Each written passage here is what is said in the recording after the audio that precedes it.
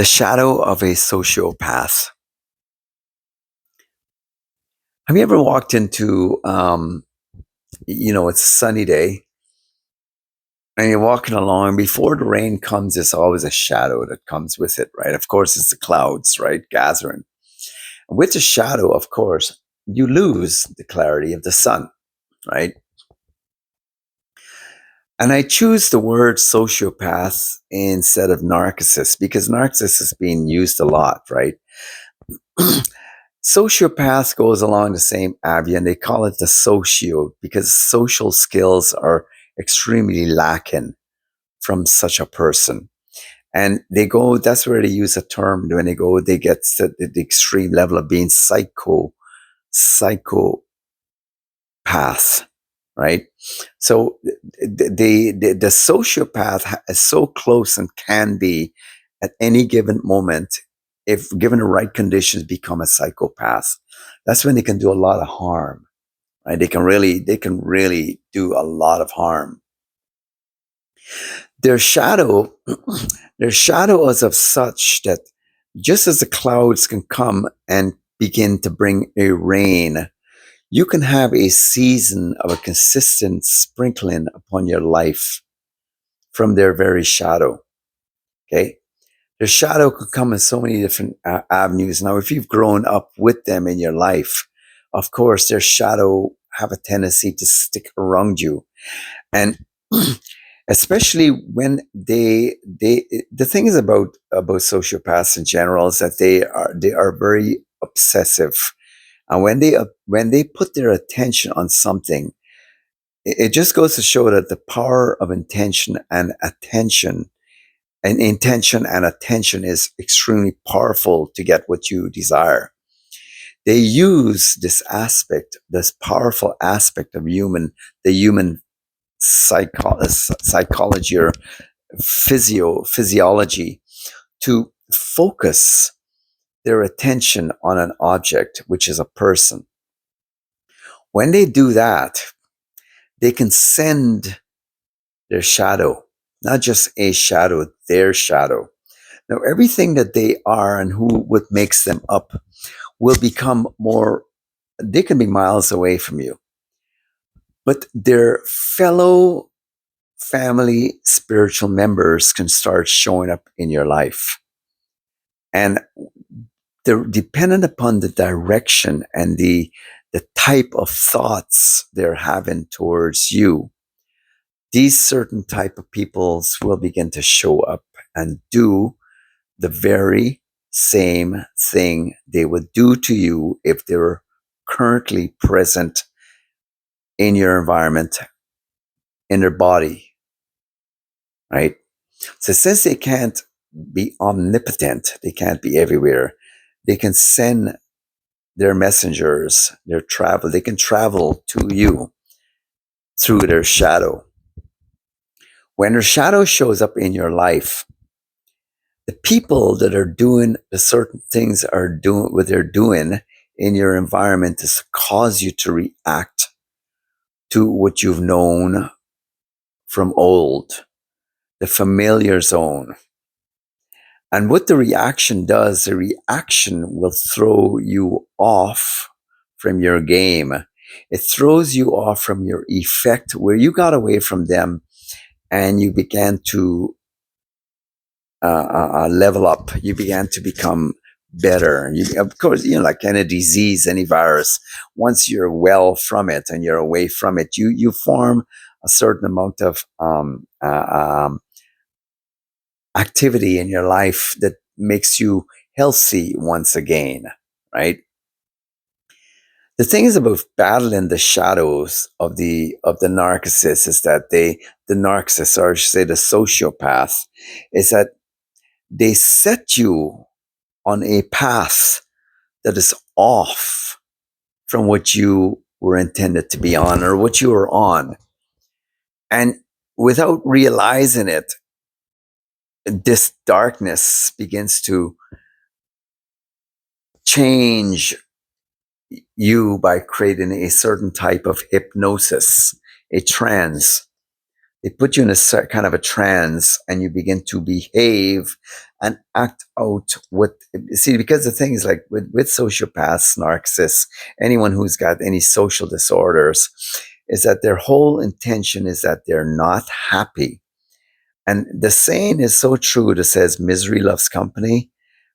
You know, these, if any can be written on these people's tombstones, this would be it. This would be it. Misery loves company, because this is their epipath. This is their epithet, their, how can I put it, their motto in their life. And they will seek out anyone who will enjoy their misery with them, because they're not about change. They're about changing you and everything around them. They're so at enmity with God and his goodness that Jesus says the thief comes to steal, to kill, and to destroy. How does a thief come? Talking about Satan. He's going to come through the people whom he's trained so well. Okay? They know. Can they cry out to God for mercy and get delivered? Of course they can. They will find a way to make themselves a victim of their not their immediate, but their future demise, instead of just basically stop what they're doing and say, you know what, I have a problem. There's enough information in life that these kinds of people can find change and redemption. They can. Some of them do. The problem with sociopaths is that the way the wicked one has to keep them employed in his army, their foot soldiers, they're called. I call them the foot soldiers on the earth. Is that he creates, he sends, and he has enablers, people who will enable them through their life to remain as they are. So they don't really get the deep lessons handed to them in life. So what they end up learning to do is to become stronger who they are, and to find enough accommodation to their wickedness. And what their wickedness intentionally is to do is to rule over your good. Once they find that way to rule over your good, that is their shadow. The shadow is to make you, okay, to make you in such a manner change from the good to the bad to the ugly. You will find with their shadow, you will be surprised in the things that you can end up doing that you wouldn't have done otherwise. It's a cause and effect situation. God has something to say about the wicked that cause the righteous to go astray. He even has put a lot of emphasis in his word about what influence is. He even says that the righteous ought to choose his friends carefully, for the wicked will lead them astray. And the shadow of the sociopath is to do that in a different way. They do it not by your choice. They do it by using spiritual activity in your life. And especially when they are alone and they obsess about you, they're doing a form of an occultic activity. They don't have to go to school to learn this stuff. Evil spirits teach them this. Evil spirits teach them how to focus in a precise manner towards you, and to begin to change your environment, like the shadow of the clouds, and then the shadow of your reality, that your reality becomes the shadow. And the whole purpose behind it is to get you to become very used to the shadows that they've put over your life. What that shadow begins to do, the shadow will begin to cause people around you to relate to you as if they were in front of you. So you're now rightfully being treated correctly, because the shadow is causing people to react to you. Which shadow? Their shadow. You see, these sociopaths walk in a shadow. They don't walk in the light. They're shadow people. You call them side liners. They're on the side. They're the ones in the shadows. They can't come out. They're the ones who, if something was to go wrong and you were to quickly turn around, the person's way off in the shadow was the one who caused it, who will quickly turn and hide himself. They're cowardly. They're cowardly in what they do, but they do it with such precision. To be able to battle the shadow of the sociopath, you have to really be aware that who is sending their shadow, their life force onto you. Once you become aware of it, God will begin to show you, and if need be, you have to begin to speak to them in your environment and tell them to bug off. Sometimes you will have to, and I should say a lot of times, if not 100% of the time, you have to use the name of Jesus to bind what they're doing. And God says him to send the spirit confusion, to confuse them, to confuse their mind, to cause even the spirits to send forth angels to begin to chase the spirits that are being sent on their behalf.